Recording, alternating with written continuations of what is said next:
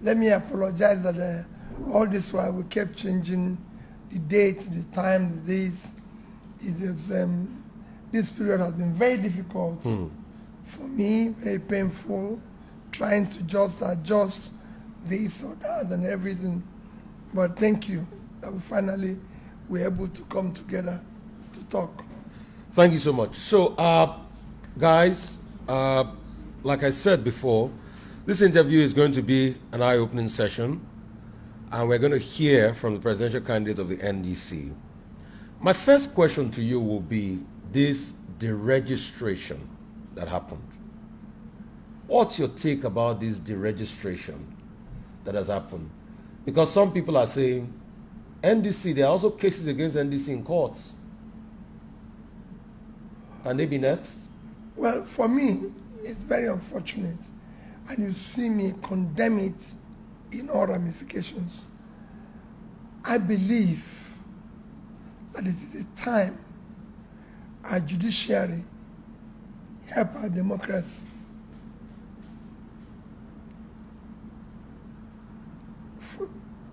It shouldn't be. That's all I can say. They should allow parties, no matter the number, to be able to present their candidates for election and for the independent electoral commission to conduct the election and ensure that the election is free and fair. We might in the future put up other regulations that can make our elections to be more organized. There's countries where you can't participate in presidential election unless you've been part of a previous election and received at least 25% of the vote cast. That's what it is in Indonesia. Or 3/4 of the Senate, or what they call their own assembly, sign for you, endorsement for you to contest. So we might put other things, but for now we don't have, because our own democracy is not operating the way others do. We can only rely now to have a free, credible election to be able to elect a competent government that will look at the future of our democracy. Okay. I'd like to ask you, infighting in your political party. Some people feel disgruntled. One of your lieutenants, Aisha Yusuf, feel disgruntled. Serake Diskin has come out to say that nobody's doing anybody a favor. What's happening in your political party? In fact, there were allegations that came out recently that Kenneth Okonkwo made you take him to court for $5 billion as regards monies exchanging hands in your political party. People are saying the NDC is not different from the APC you are castigating, and you are saying you are the ones that will change the order of things for democracy. Let me assure you that whatever you think is infighting our party is nothing compared of what you see in other parties, and there's no issue. It's an issue when you have an organization. There's at times some disagreements or minor issues which we've been talked over, it's been resolved and everything, and that's it. The issue of taking Kenneth Okonkwo to court wouldn't have been there if only Kenneth stopped at even allegation. But he said he has a lot that he will talk in the future. Yeah. And I'm happy that when I said, I'm taking it to court, he said, now that he's been taken to court, that he will now be able to disclose or brought in the open all those things he wanted to keep behind. I think Rufai, as a leader, this is time to scrutinize, avail ourselves for scrutiny by the public, so people can hear all the bad things about us, because it is important that our future leaders must be who they say they are, in terms of character, in terms of integrity, in terms of competence, in terms of qualification, in terms of everything. So once he said that, I said, wait a minute, we must go further. So they can help. Because some of the things we're seeing today that the young ones are doing are examples they've learned from our leaders. So this is time to ensure that those who are coming to lead us now must be people of character. So you want Kenneth to go and expose you. That's why you're taking Everything, everything. No, don't. Because he threatened that it's not a good thing. Not just Kenneth. Yeah. Everybody should not say those things they know that is bad about me or I did that is wrong, because it's good for the system. It's good for the society.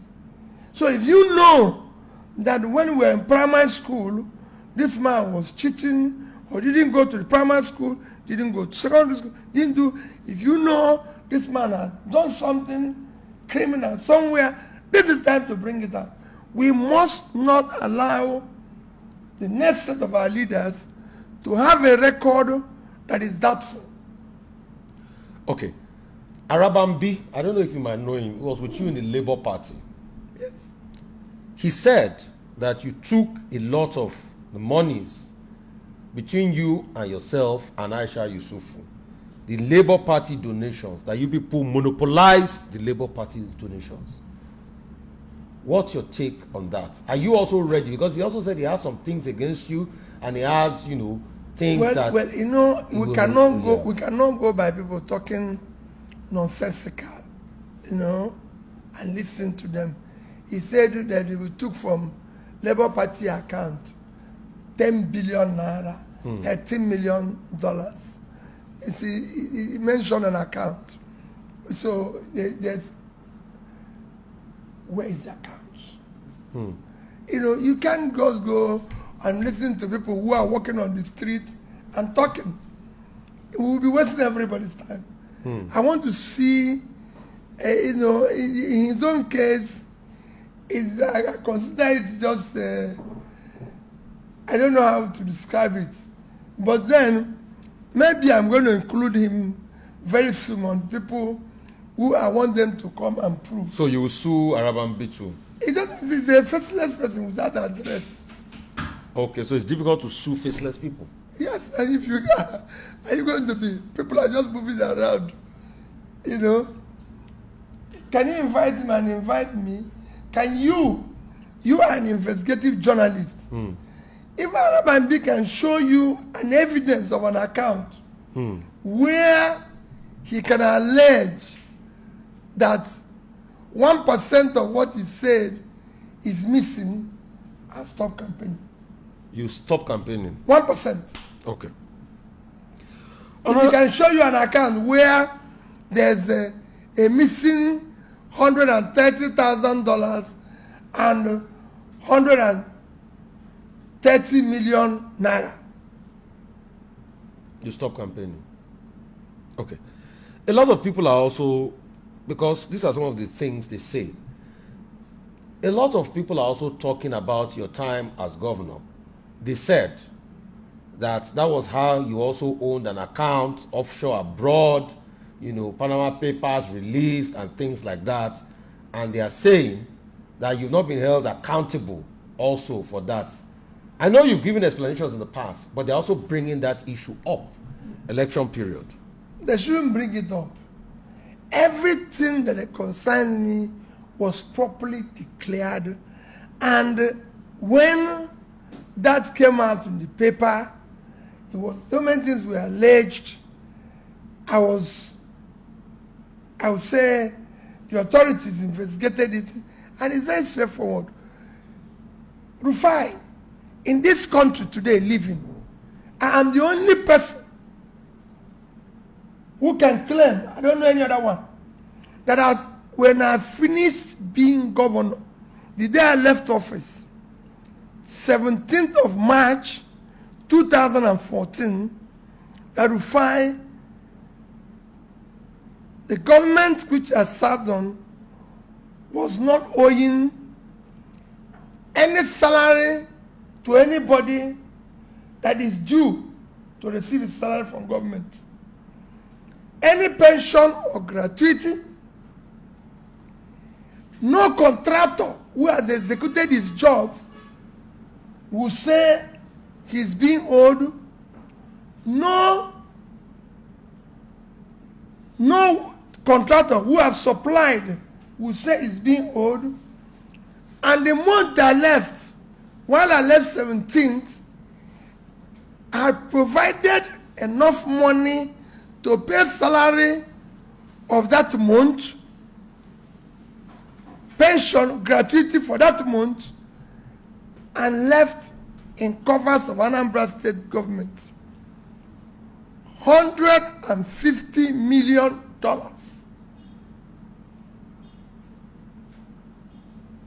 Left 36 billion naira, and about the same amount in investment the day I left. All these things people are saying, oh, he took money here. Have you ever seen any thief who have left what he can steal, even in church? When you go to church, they say, mind your phone. I left $150 million. Nobody asked me to save in dollars, though. I saved money for Anambra State in dollars. Save money for them in naira. If the dollars are left is still there today, Anambra State would have been sitting on over $300-something million. Dollars. Nobody asked me. I did it myself. And I left it there. So how can I leave it there and be running around with all these small people and taking 10 million naira here, taking 1 million naira here? No, it's not necessary. Okay. Another question I would like to ask you. A lot of people have said you are always chickening out of problems. That's why you left the ADC. That you are not ready to be able to face a candidate like Atiku in a party primary. That after coming together with them, you chickened out and you walked away. And the same thing too, you couldn't harmonize Labour Party. What's your reaction to all of that? They are very right. When people put fire in your house, you don't stay. Who put fire in your house? No, I don't know. You know what the government of today is doing. They should actually thank me for being able to anticipate the problems of tomorrow and going away from it. They can't say I walk away from problem. Rufai, when I became governor, go and ask people in Anambra State. Anambra was one of the most difficult states to govern. I brought peace,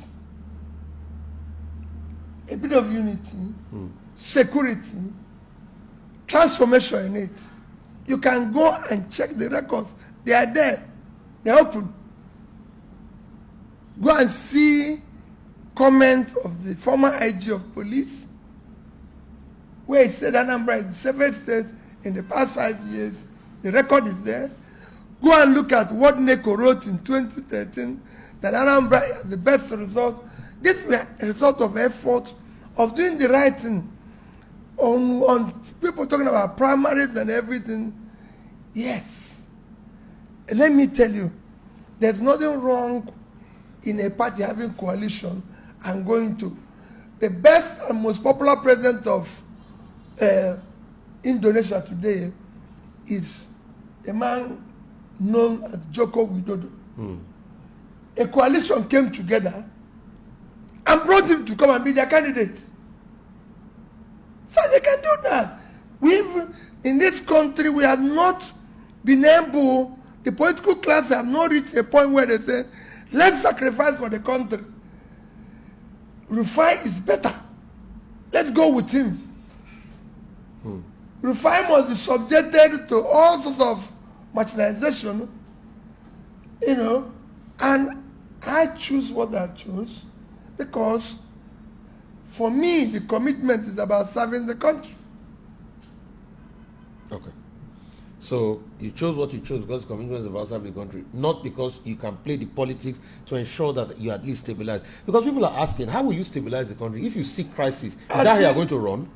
Rufai, a man who subjects himself to a general election can be running for primary. So there must be something within that space that he doesn't want to. Otherwise, I'm not asking Nigerians to enthrone me without the election. What is the difference between primary election and general election? I've subjected myself to general election.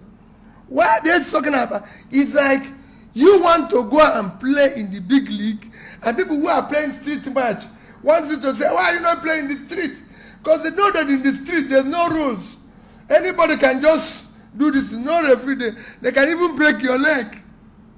So I want to play where the system is. Let there be free and fair election in Nigeria. You know that in the last election, I won. Forget about where's your proof that you won? Forget about the proof. They didn't declare One day, they won't declare me. Yeah. But I can tell you, I've contested election in Nigeria as a presidential candidate and won. If who was declared. One day, the story will be told. For now, I can tell you, I'm offering myself. But we don't have evidence. I'm offering myself for general election in Nigeria. I don't want to talk about the one day the process will be correct. The process will be transparent, and it will happen. This time around, you are going. If you don't win this time, this is going to be your last time. You're not going to run for president again. Well, for me, it depends on what happens, right? I don't want to say it because people might think maybe I'm saying because of some people. I believe that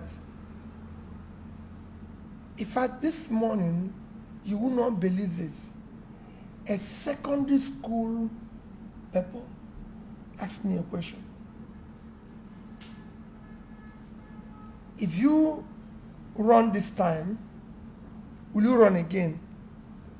And I said no. He said, why? I said, because if I don't run now, by the next time it comes, believing in the zoning formula, it will go north. And if it goes north in 2031, by the time it comes again to south, I told him I'll be 78 years old. I don't think I'll be doing this at that age. So this is your last time to run? But I said it depends. If it's still in south, in the next election, maybe, but the probability is very slim. No, but it will be in the north because we have to respect the zoning arrangements. Well, I don't know. Till after the election. But I can tell you, if what I told you now is what will happen, I will not be running. Why is it that you couldn't work with Atiku? No, who said I couldn't work with Atiku? I mean, but you left the ADC. Can't you see what's happening in ADC? Is it? Some people are asking, is it a must that you must be on the presidential ballot? No. Can't you see what is happening in ADC? Yes, I'm seeing what is happening in ADC. And you think and anybody should stay there? But people are also saying NDC too has been taken to court as regards your party registration. When you talk about court cases, no, we don't have that. We don't have 3 presidential candidates now. We don't have that situation. The situation, every situation has its own decision. When the court decides that we're not there, that's it. And you ask, is there a must that must be on the presidential ballot? There's nothing wrong with that. I'm offering myself. I was there. The question people are asking, Kwankwaso was on the presidential ballot in the last election, but today he's your running mate, he's your vice. There's nothing wrong in that. Let me tell you. You can't even ask me that. Let me tell you, in the last election, if you add Abuja because they've added Abuja, if you add Abuja because they've added Abuja as a state now, Kwankwaso won one of the states.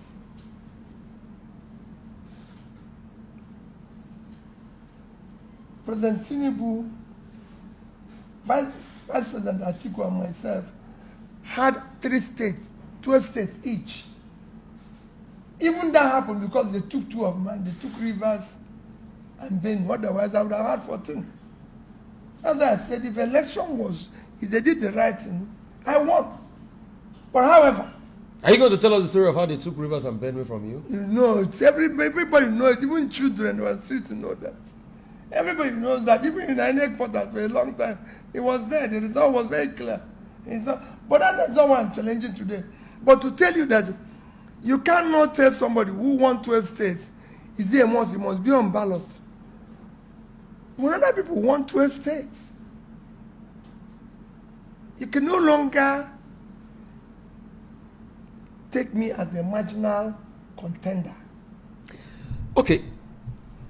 But President Tinubu is making inroads into the East. A lot of your kinsmen, like your governor, openly come out to declare for President Tinubu. No, they were there. Openly come out to declare. And most of the governors in the Southeast, some of them have switched to the APC.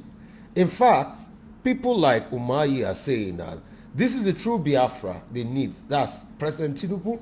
You know what he has done? He has revolutionized the Southeast. How do you feel? Why is that your people do not believe in you? Your Kenneth Okonkwo that was with you before, last election, is not speaking for you again. Okay, thank you very much. All these people you mentioned, apart from Kenneth Okonkwo, were not with me in the last election. So nothing has changed. It wasn't a case of there were too many governors.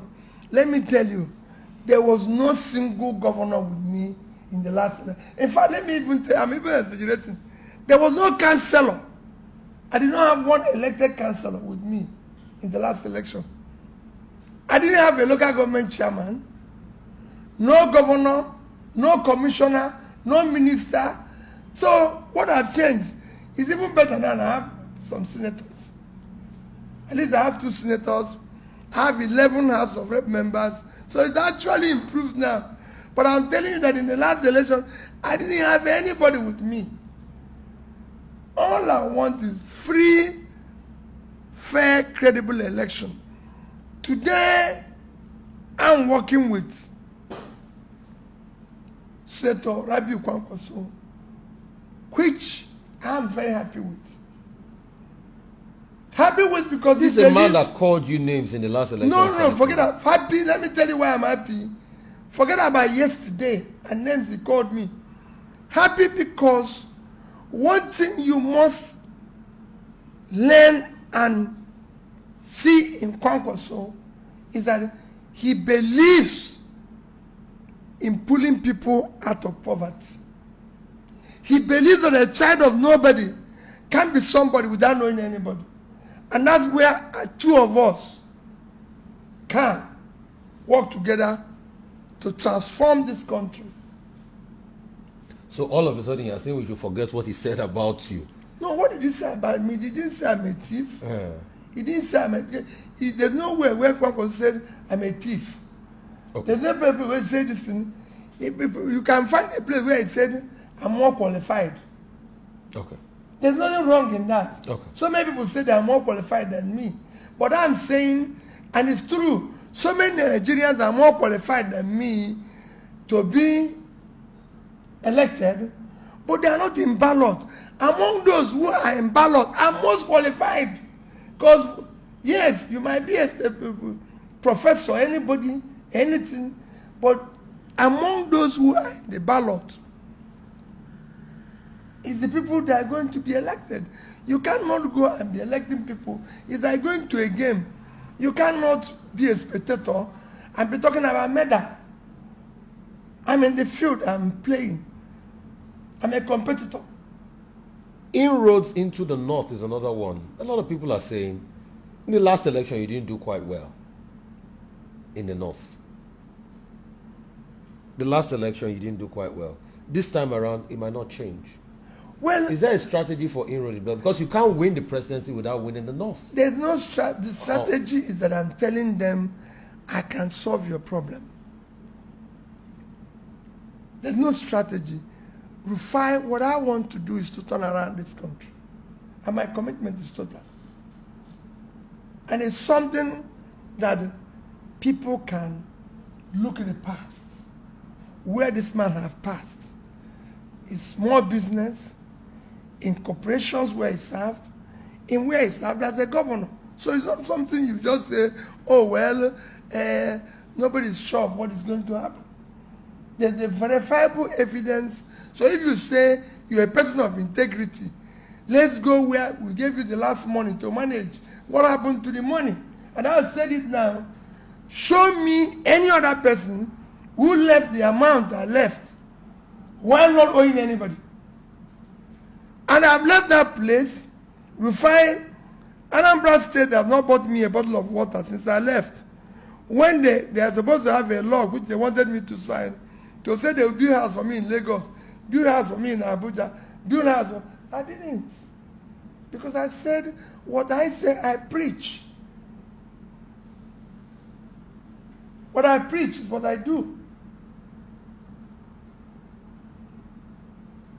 Okay. I would like to take you on some of the very key issues. These are some of the criticisms against you. They say your criticisms of President Tinubu is quite very shallow. And I'll tell you why. Number one, you hardly prefer solutions to what you will have done as regards pertinent national situation. For instance, while you were giving one of your speeches recently, you said you add 4,000 extra megawatts, you're targeting 10,000 megawatts. Can you give us a breakdown by breakdown of how you are even going to achieve that 10,000 megawatts of electricity? Fine. What people do here is to, because P2B does not have sophistication of media and everything, to make what I say look like, oh, nobody has said it. Somebody said, if I don't give you power, don't vote for me. Did he tell you how he's going to give you power? So why must my own be in the marketplace? But you are saying you are different. Can you tell us? I'm different because where I promised it as governor, I delivered it. And I've said, and I repeat, that in 4 years, we will generate, transmit, and distribute at least 10,000 megawatts of electricity. How are you going to do it? No, I'm not going to tell you how. It is not for you to know how. It is for you to look at the man who is saying this. Go and check political promises all over the world. It's for you to look at who is saying this. Rufai is saying it. Can we trust Rufai? Somebody just said, if I don't give you, don't vote for me. He didn't even add 1 megawatt. Instead, he went down. And it's telling you again. But power production increased. No. I mean, we produce more than what we're producing in 2023. Listen, forget about it. Rufai. Nigeria today, since 2015, no new power plant had been commissioned. Not one. By this government. That's when I mean government investing in it. No new one. And in the next coming years, it will not happen because it takes at least 3 years to do one. So that promise was fake. If you compare it to countries like Indonesia, between 2015 and 2025, Indonesia added 70,000 megawatts of electricity. India, within the same period, added 171,000 megawatts. These are things you can go and verify. Egypt, within 2015 and 2021, added 28,000. Rufai, I was in Egypt, visited the power plants.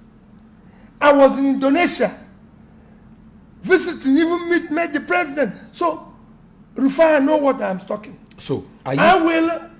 You will. So you're saying you will do it. How will you do it? I know how I'm going to do it because it's not for me. No, I said, no, but Nigerians need to know. They don't need to know. We can't do blind trust. They don't need to know. They need to believe in me. That what they want to do is that maybe they've hired you for me to, everything I said, they come rushing and no, Rufia, I will do it. I will even do more. I know what it means. Because I know that so you're not going to tell us the industries in Kano today are not working. I know what to do to provide that to Rufia. That's why I visited this plant. Which other candidate are taking time to go to these countries and see what they're doing? So, Mr. Obi, it's not about visiting the plant. It's about telling us how you will do it, how you will get They're the not money, rocket science. They're not rocket science. What those countries do is not rocket science. It's not as if I'm going to bring what is not there. What they did is very simple. And Rufia, my commitment is that I will deliver it. Okay. I have my name on it. I want to ask you another, but you've not told us how you're going to do it. Yes. I want to ask you another question. Yes. In a case where you are not on this ballot, maybe because of a court case or something, what will happen? What will I do if they don't want me to be on it? Rufia, I'm not desperate to be president of Nigeria. I'm desperate to see Nigeria work. I'm desperate to see these young people have a means of livelihood. I'm desperate to see people stop from stealing public money. I'm desperate to see Nigeria work. Today, all over the world, Nigerians are running to Niger, to Ghana, to this, because there's no opportunity in their country. In a country that God blessed with everything, I will start the transformation of this country by first Rufia uniting this country, bringing it together to be a country every person will be proud of, ensure social inclusion, start making Nigerians believe and verifiable, reducing the level of poverty. And to do this, the transformation starts from... okay, how will you do all this, you've said? Investing in critical areas of development. Like power? Not just power. Education. How will you do it? How to say why do it? Education. How will you invest in education? How will you invest in power? You need to go and see what I did in education in Anambra State. Invest in education. Investing in health. Pulling people out of poverty. These things can look, they are not rocket science. There are things that are there. We're doing it now. You declare that this thing, people must go through technical training to be able, countries after countries have done this. Rufia, if you go to Indonesia, they have Ministry of Micro, Small and Medium Businesses. If you check today, 90% of employment in Indonesia comes from this class. You see, the question about how I'm asking Mr. Peter Obi is the fact that there must be a strategy which is embedded in your manifesto document, which will give Nigerians a template of how you're going to navigate. As the NDC released the manifesto? No, don't worry. You will see it. Okay, so you are going to put it in your manifesto? Yes, of course. Okay. Of course. They will be there. What you keep criticizing President Tinubu as regards subsidy removal. What would you have done? Remember, I didn't criticize him. I said I would have removed subsidy. How would you have done it? Eh? How would you have done it? I keep saying, one, in an organized manner. What's this organized manner? I wouldn't have gone to inauguration and announced it. That's the first thing. Okay. I would have sat down with the operators in that industry. Because we know that in that subsidy, there's a huge criminality. I would have sat down with them, removed it so we know exactly the amount we are subsidizing, and deal with it. That is the organized manner. I would have done the same thing in financial deregulation. But in doing this too, the most important thing is that you cannot do the two of them and not add fighting corruption head on. Because that's why Rufai, we've removed subsidy. We deregulated the Naira.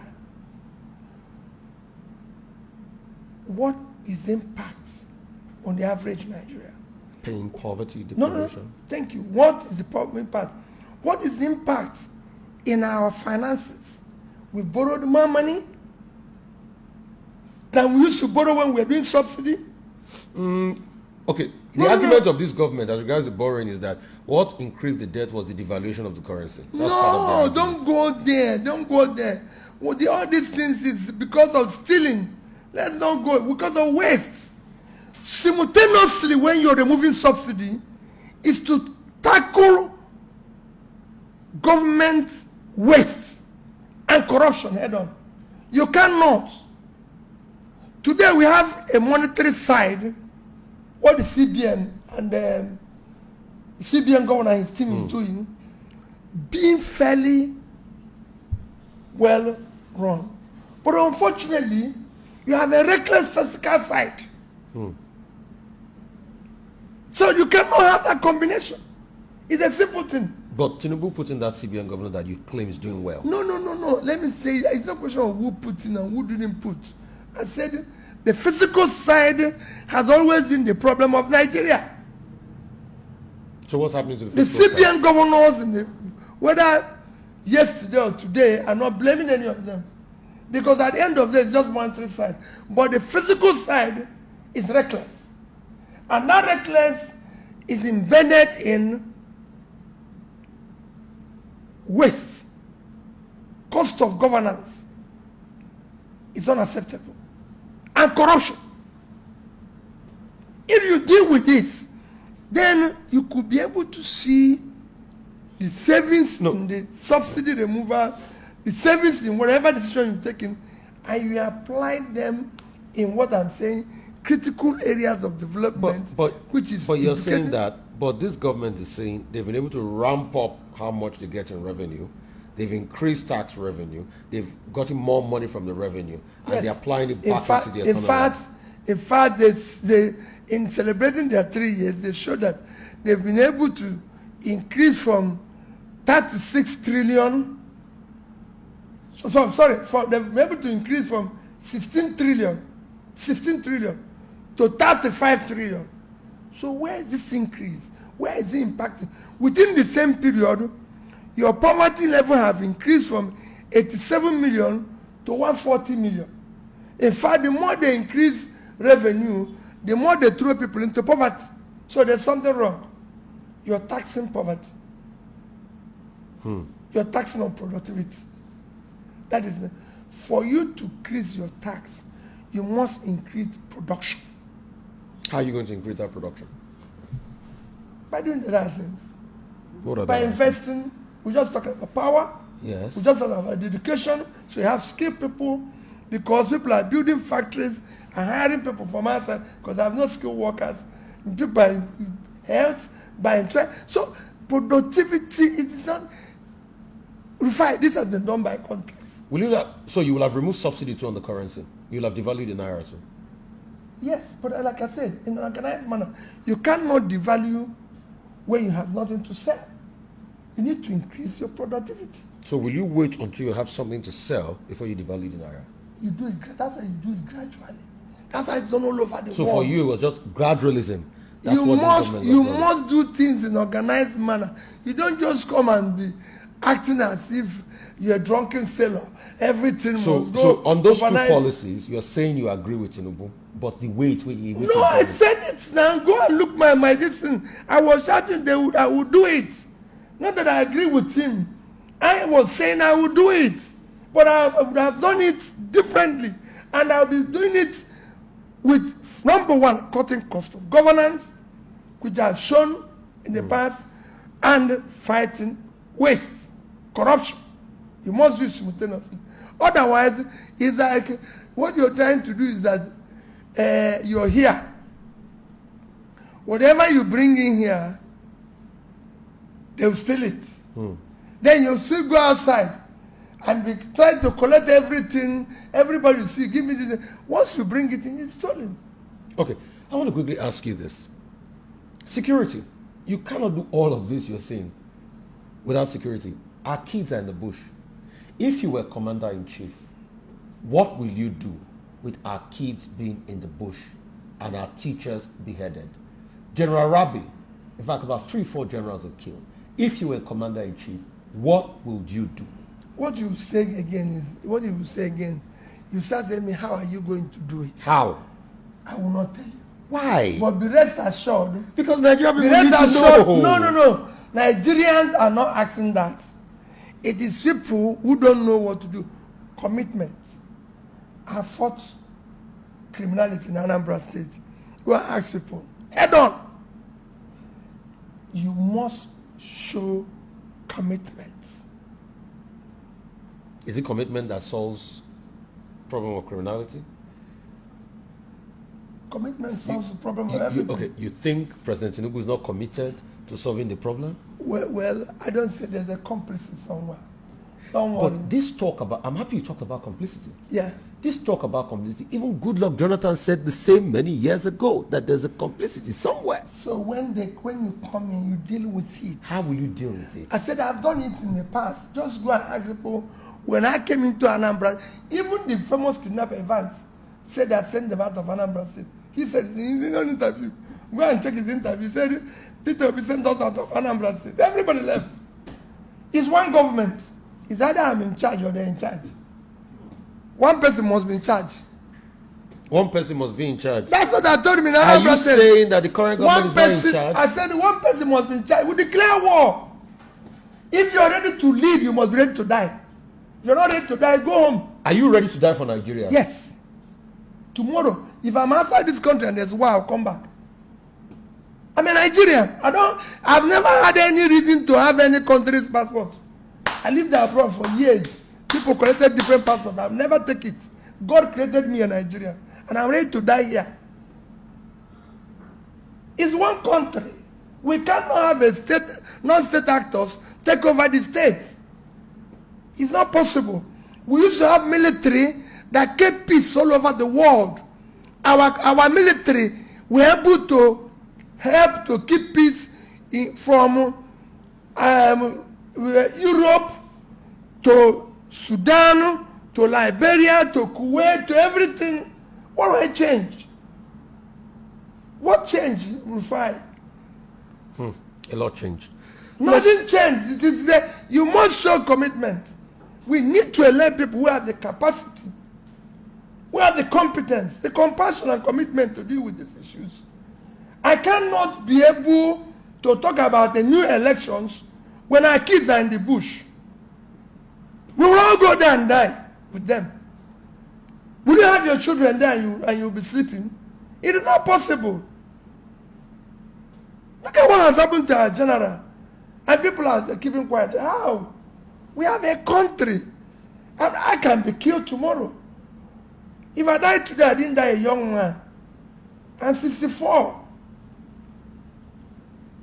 So why are you afraid? We deal with it. We're supposed to be in one room now where 24 hours, all the service chiefs, everybody with the president is locked up in one room saying where are we going to blow down again for the things to work. That is the situation. But a lot of people are saying that your running mates, when he was governor, there was Sharia. You know, people look for everything to talk. If P2B says, oh, I'm going to discuss within Nnamdi Kanu, they say, oh, supporting Nnamdi Kanu. Oh, Kwankwaso is this. I'm telling you what P2B will do. I will sit down with him. Our problem is not whether there's Sharia or not. That's not our problem. Is it our problem? People who are killing people now, is it because of Sharia?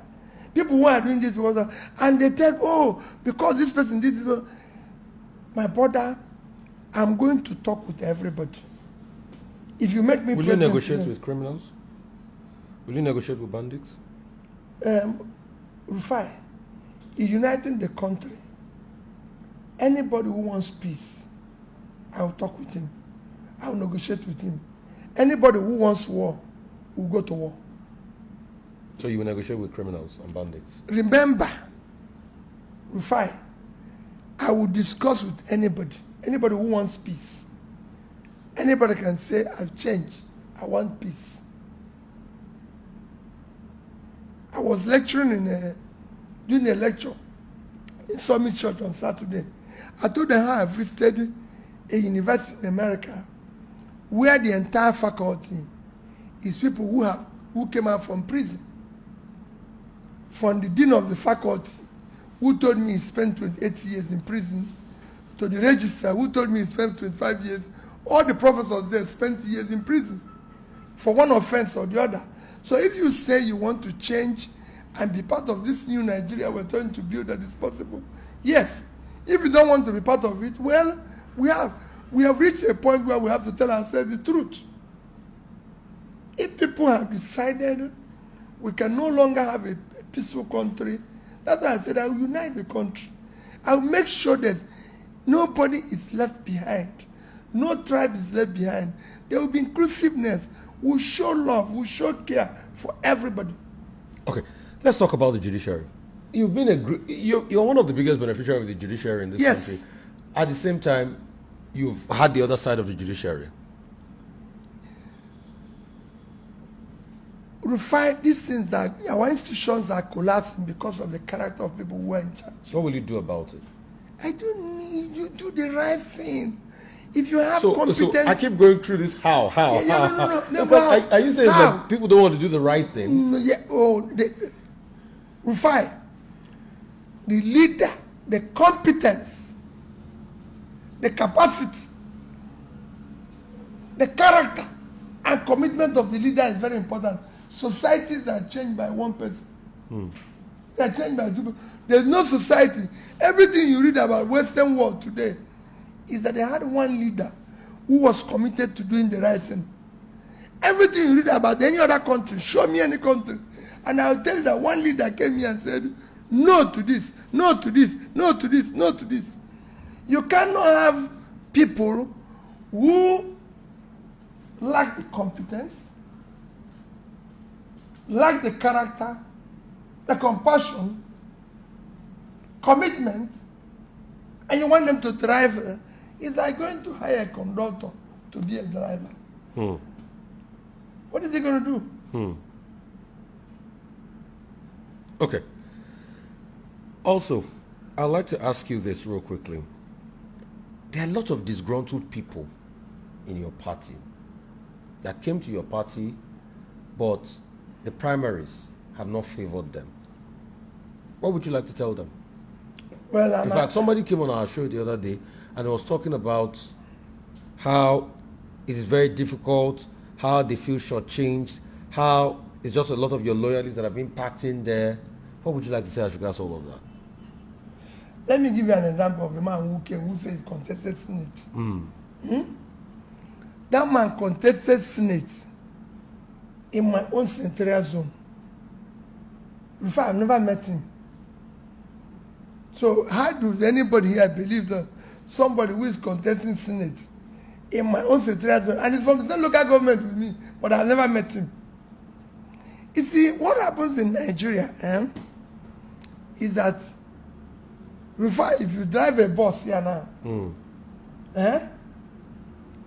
and say, let's say you drive a bus, and people feel, oh, this bus is packed with something good. Everybody jumps into the bus. Without knowing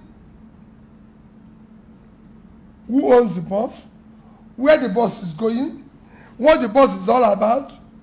And all of a sudden, they go into it, and when they don't get what they want, they start complaining. This driver is useless. This person is useless. Rufai, we have about 22 registered political parties. Rufai, when I left PDP, I went to Labour. Labour never had presidential candidate before I went there. I was their first presidential candidate ever. I didn't go to where it is lucrative, where things are working. I went to where I work. When I now left ADC, I went to NDC. I always go to where I want to work. But people also now say that this was you that say, oh, I will never leave in my political party and all of that. No, but you've been leaving political parties here and there. Go and check. You know what they do? I said, people always use incomplete sentence. I told Ojukwu, and I said, sir, I will never leave this party as long as you're here. I would rather go out of politics than leave you or leave this party. That does not say, oh, I will never move to anyone. Party is a vehicle. If that vehicle is no longer headed to my destination, I'll leave it. I enter the one that's headed to my destination. So let nobody tell you, I said, oh, I will never do this. But what I'm telling you, I have never left one to go where there's benefit, there's this, I go where I work. And what I'm appealing to people is that if you're not candidate today, you could be candidate tomorrow. Let's be a family. In family, we're all not going to be winners. If you have 30 people contesting for one seat, only one person will be declared. Okay. I'd like to ask you about agriculture. And please, because I saw you reeled out some statistics as regards land mass and things like that. At least you'll be able to give us how you'll be able to do no, when you how will you do it? No, when you say how are we going to do agriculture, how are we going to do this, I've told you how is not a rocket science. You know, Rufia, I've run a business for. Let me tell you. When I was the bank chairman, that's how the smallest bank became 25 billion bank. I'm no longer involved with any bank now. That I can tell you. Wow. When they said banks should move from 2 billion to 25 billion, everybody said, no, let's find who will take us over. Who will take us over? Do that. I said, me. No. Other banks want to become 25 billion. Why can't we? They said, no, we're too small. We were just barely about under 2 billion. I said, we will become. The rest is history. Yeah, but you did something. No. That's what I'm telling you. We didn't. So, what I have already told you said is that if Bangladesh with 148,000 square kilometers of land, Bangladesh with 148,000 square kilometers, which if you divide it with their population, Rufia, of 170 million, it will come to about 0.87 or something square meter. And Nigeria, with 923,000 square kilometers, divided by the population, is about 4 meters. So 4 meters is what Nigeria is. Bangladesh is 0.87 square kilometers. Nigeria is 4 square kilometers per person. And they produce 50 to 60 million tons of rice. And we are not producing 10% of that. We will do it. But they don't have the security we have. No, you see, that's what I'm telling you. And you're not going to solve that insecurity overnight. Because it's been there for like 20 years. I'm not saying, and that's why we keep asking how. I'm not saying you're going to solve it overnight. But I've also gone to prisons and seen young men who are involved in the same insecurity. You're asking them, why did you do this? They say they have no job. What were you paid in the last operation? 30, 40, 50,000 naira. It's the same thing. The more you put people out of poverty, Rufia, the more you reduce criminality. It's happened all over the world, even in Asia. So that's how. I'm not saying I'm going to solve it overnight. I've never claimed, no, it's fine. I've never claimed I'm going to solve it overnight. You can't achieve it overnight. Nobody expects you as a government to have 100% success, but they expect you to have 100% effort. So, and that's what I'm going to put. So, these your plans. It will take like 6, 5, 7 years for you to do it. Rufai, if today, Rufai, you enter, say, me and you decide we are going to London. Rufai, and we board a piece to London. It takes 6 hours. Rufai, going to Ghana is 1 hour. If that a piece announces I'm going to Accra, we're no longer going to London. Rufai, what Nigeria requires now is to be headed in the right direction. But all these plans will take our compass like 6, 7 years to execute. It doesn't matter. People will see it. I just told you about power plant. That since 2015, and I want you to quote me, till today, government have not initiated or commissioned a new power plant, and they won't do one in 20 years. And I said that now Egypt did increase their own by 28,000 between 2015 and 2021, 6 years. They didn't build it overnight. But I'll tell you, in place where I went in Egypt, I said, how do you feel? They said in 2 years, they saw this plant coming up. What we are doing in Nigeria, Rufai, if you say people today, I'm building a house, in 1 year, they will see the foundation coming out. So they will not say that. Don't you see when builders sell building? Yeah. They sell it when they are starting, they are not saying. When the building is now coming out and people are seeing block, yes. What is happening in Nigeria is that every day people are saying, we are building the house. Nobody's seeing the block. The whole thing is going down. But it will come out. What is it going to come out? That's what I want to do, to make it come out. So Nigerians will say, Mr. Obi said is going to improve power. And they look around their area and they see the plant being built. That is the hope. But it's not a question of you. Rufai, when I went to Anambra State, I said I'm going to change schools. I was visiting schools. Everybody could see it. I was visiting nursing schools, schools of nursing, midwifery schools of people will see it. Okay, but you see, the thing about building a house is that you will see the plan. That's how nations are doing. Forget about plan. You can't build a house without plan. No, they have no. You can't build without architectural plan. Let me even tell you, there's no even plan in this one. Nobody has seen the plan. Nobody has seen the foundation. All they are saying, we will build. We are going to do this. We are going to do this. What we now want to do is that I'm going to put the plan, and you see the construction site going on. Okay. And you feel it. Okay. But you will need more than one time to do it. No, you don't need. Why? How many times did this man take? No. In 3 years, President Tinubu have pulled from 87 million people to 140 into poverty, minus it in 3 years. But it's also increased foreign reserve. No, in 3 years. No, forget that. Let's not go there. Don't go there. Why? Why? No. There? It's part of his achievement. No. I can criticize him for other things, but I can also say his achievement. Please.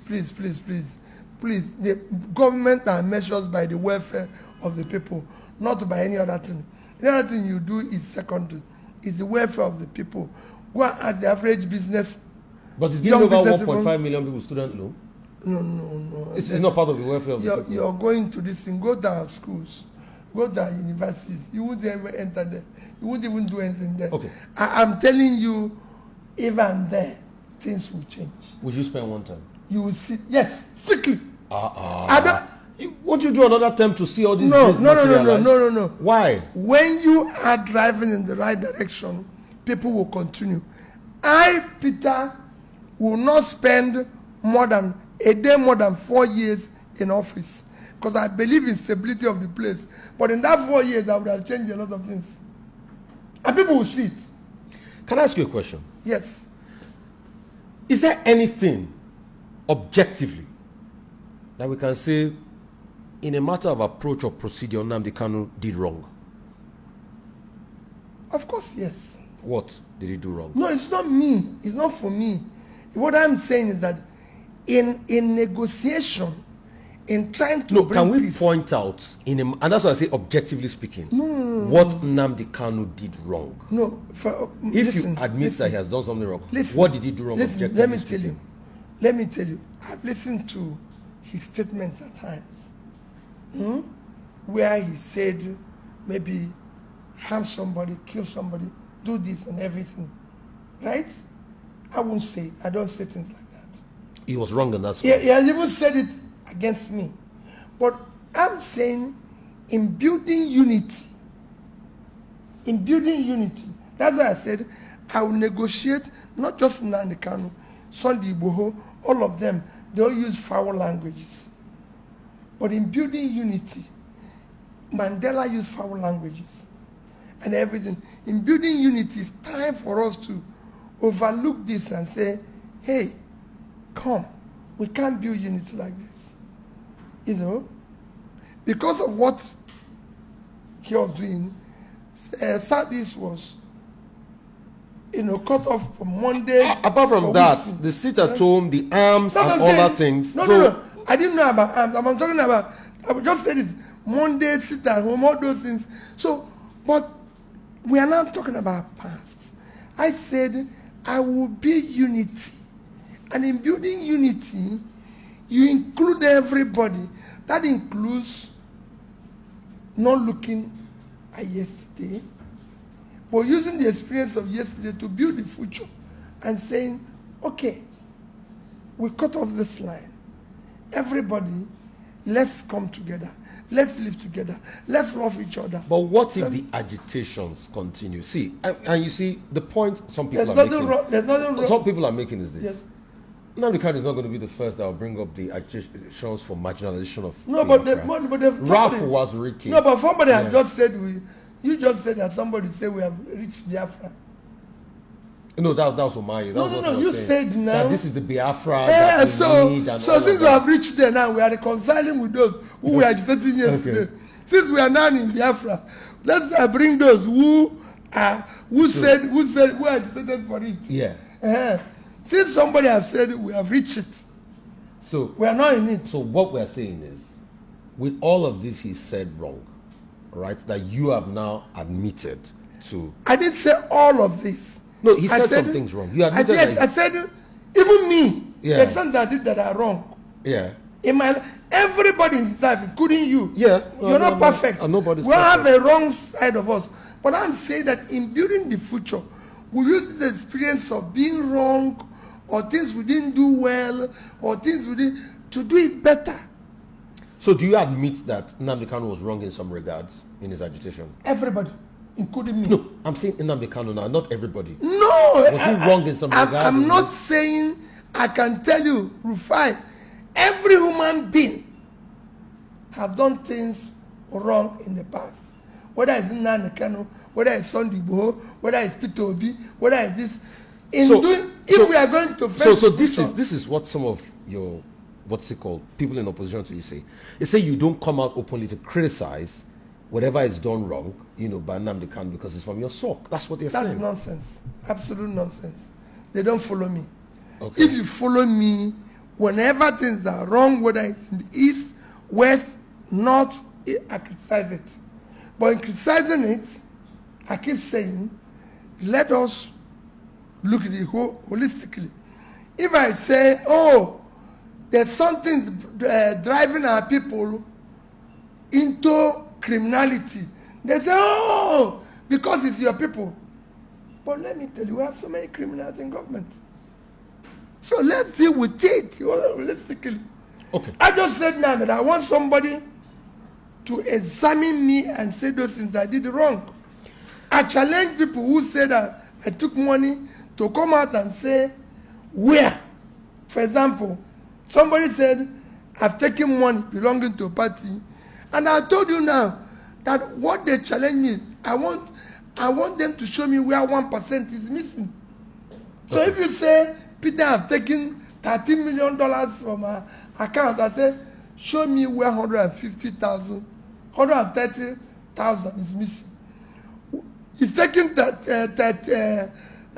13 billion or 15 billion. I say, show me 150 million. Who knows that? I won't talk about Sheikh Gumi. We've been saying with Sheikh Gumi, you know. What's your take about Sheikh Gumi that supports or that says things in favor of these bandits? I keep saying. Objectively. I keep saying. Are there things that you can say Sheikh Gumi has done wrong? I keep saying, I want to discuss with everybody.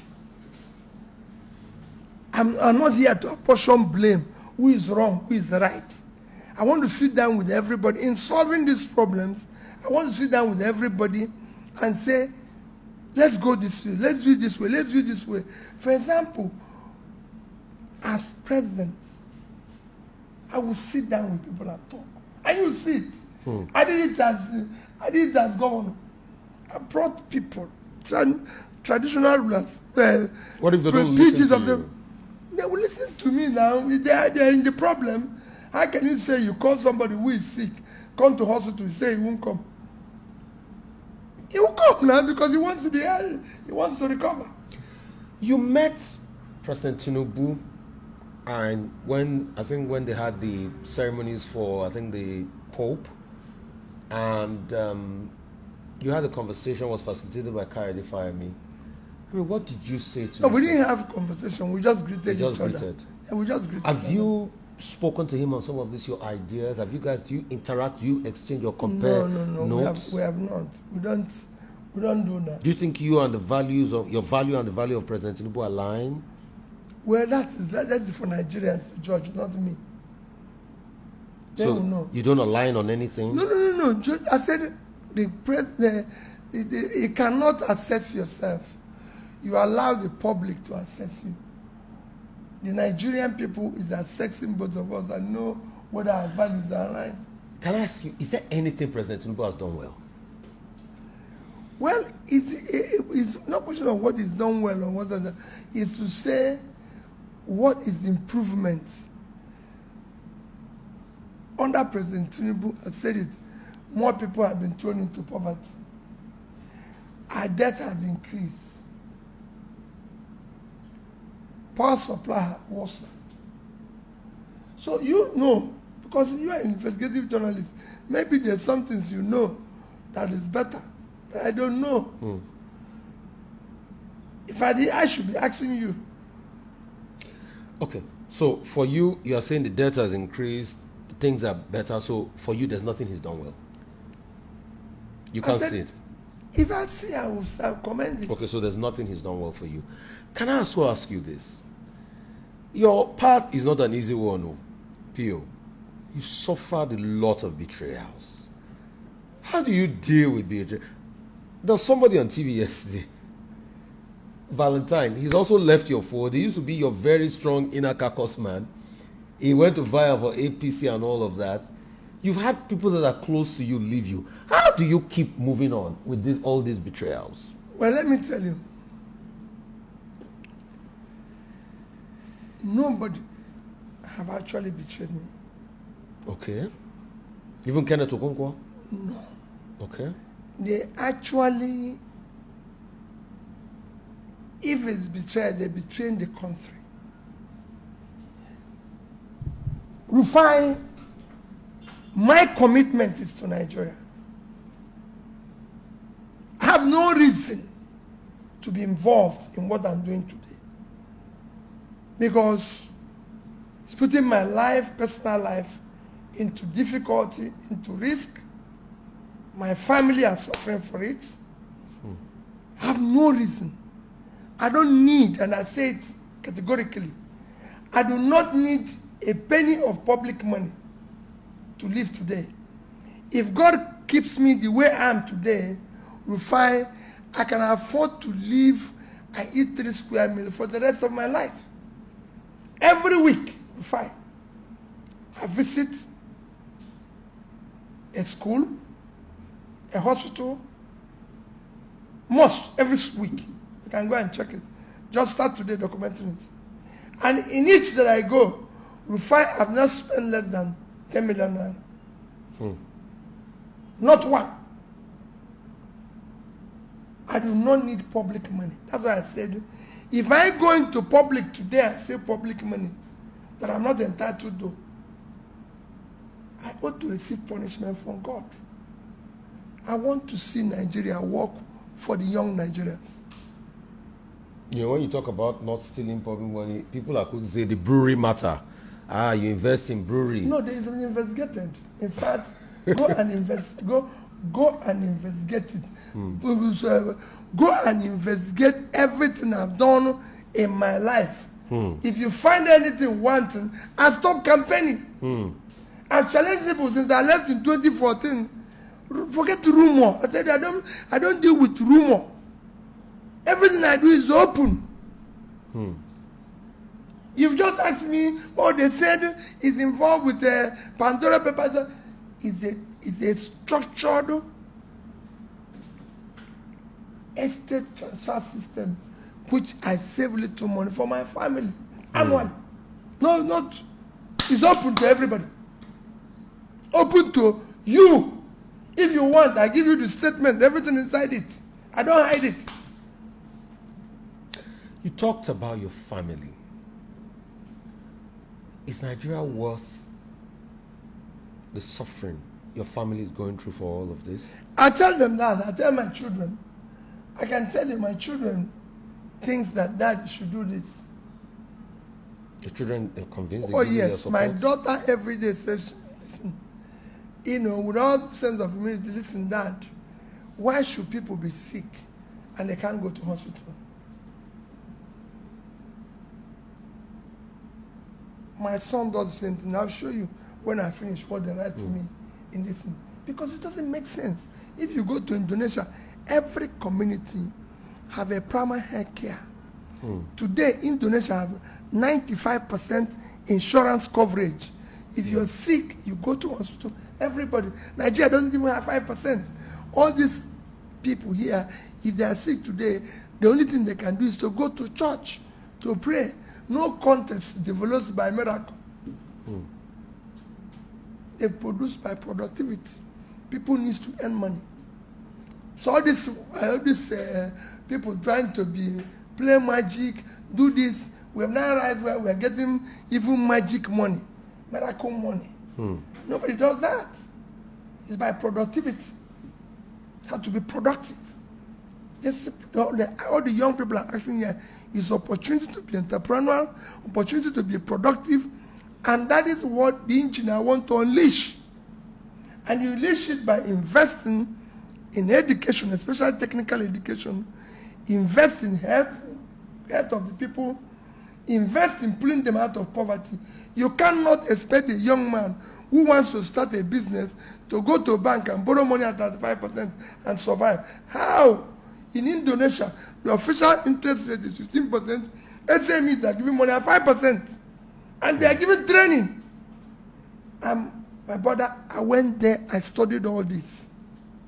And you will activate it here? Well, everything I promised in Anambra State I delivered. I said I'll change education. And I'll make sure we have... Some people say you didn't build schools. No, I don't like arguing with... You always like arguing with people who are just living off Confucian. I don't go there. The only place I have a house that is my own, the only place I have a house that is my own, built by me in Nigeria, is in Onitsha. And I live there. Come and go there with me and see how the people will feel. You think they see somebody coming from outside, but I live there with them. Mr. Peter Obi, as we wrap up this conversation, you are like Marmites. Those that love you will love you so much, and those that don't like you will not like you. Those who don't like me are those who don't like the future, a better future for the people of Nigeria. Do you have a message for those that whatever you say, they will never see you and say, okay, let me give this man a chance? What's your message appealing to them for the sake of their own grandchildren. Some of them will think they have made enough money today. But for the sake of their own grandchildren, their children might not be as lucky as they are. Let's build a society. Rufai, all I want is a society where a child of nobody can be somebody without knowing anybody. Rufai, on Saturday I was speaking at a gathering. I told them, I started business in this country. I was a trader because I was born in a trading family. And I went into university, saw opportunity. I told them how I came into University of Nigeria and Soka. Noticed there was no even good supermarket in the university. And I started one. Not only I started one, I bought my first car. Not official, that's a student. I had a taxi then, before then. But a car that I used at first, Volkswagen, I went to J. Ali in Enugu. I said I have the receipt. Paid 2,700 naira. Brand new Volkswagen. What year was this? 1980. 81. Brand new. Drove it there, 2,800 naira. To University of Nigeria, Suka. Everybody knows that motto. AN 700 SA. That's the number.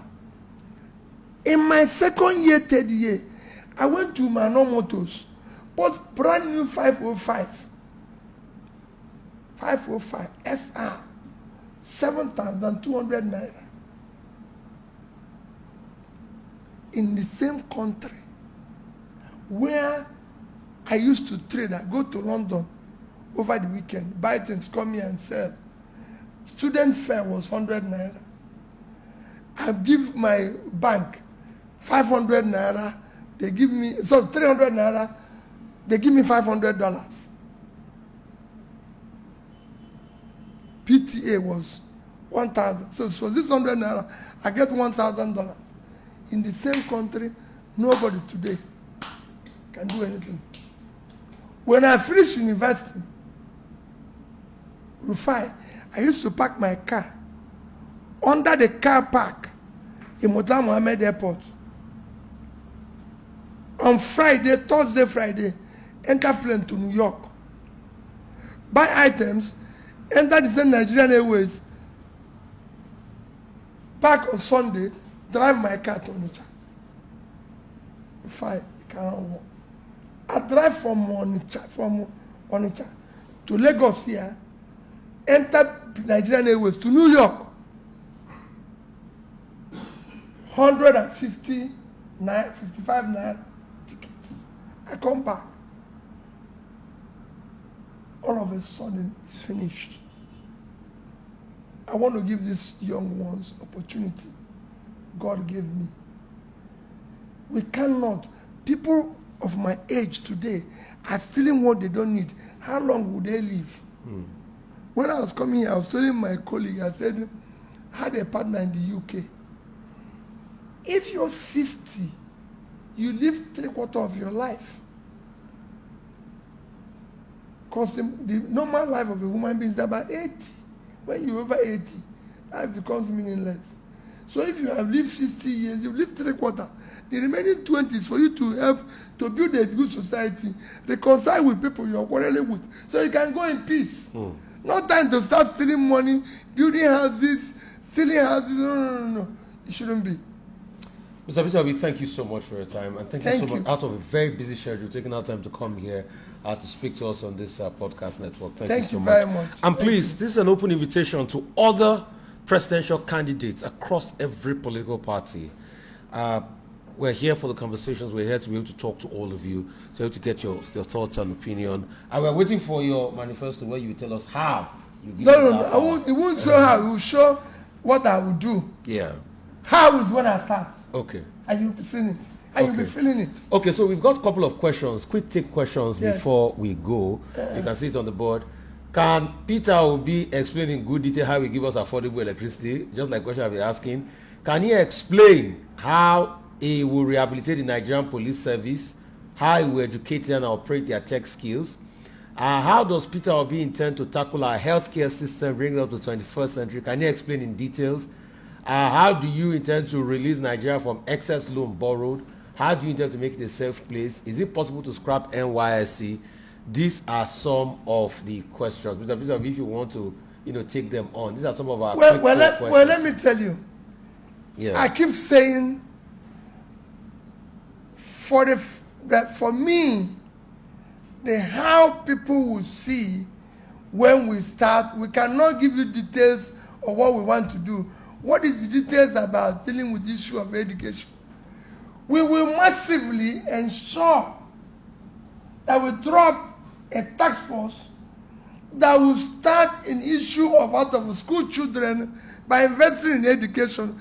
And that investment will not be speculative. It will be, when I went to Anambra State as governor, I visited at least every secondary school twice. Primary schools, everywhere. So when you start doing that, people will start saying, today I'm working in about few Almajiri schools. How are we going to reduce Nigeria from excess borrowing? No, I didn't say we won't borrow. I will explain to Nigerians why we need to borrow and what we are going to use the money we are borrowing for. It must be invested in productive sector, not for consumption. Not just borrow for the sake of borrowing. We will borrow. But when we're going to show where we're doing it, if I talk about going to invest in power, if I'm going to do it, we're going to borrow money. But where is the money we borrowed? Where is it? Can you answer for that? No, that's the problem. Healthcare, how we intend to tackle healthcare? The people should go to Anambra State. And when I came to Anambra State, there was no single school of nursing, midwifery, health technology that's accredited. By the time I have over a dozen. Okay. So there's a place that's happened. Okay. And that's what I wrote in my manifesto. One-page manifesto. I didn't go to explain to anybody. But when I said, I'll change education, schools we are doing this. When I came, it changed. Almajiri kids, out of school children, out of school Almajiri? I'm visiting them now. I have 2 or 3 schools, Almajiri schools. I'm sponsoring already in the north. I need to do the studies and everything. And I've been to Indonesia, the highest Muslim country. And I've shown, you see how it will happen. So no problem. Police service? Well, again, you will see the training. You will see the effort. Once you have somebody who have commitment, you deliver them. I'd like to say a very big thank you once again. I mean, these are just some quick fire questions we have to take at the end. Thank you so much for your time. Thank you, everybody. That's about all we can take on this on platform. Thank you so much, Mr. Thank you. Thank you, sir. Thank you. Thank you so much. Thank you. Yes.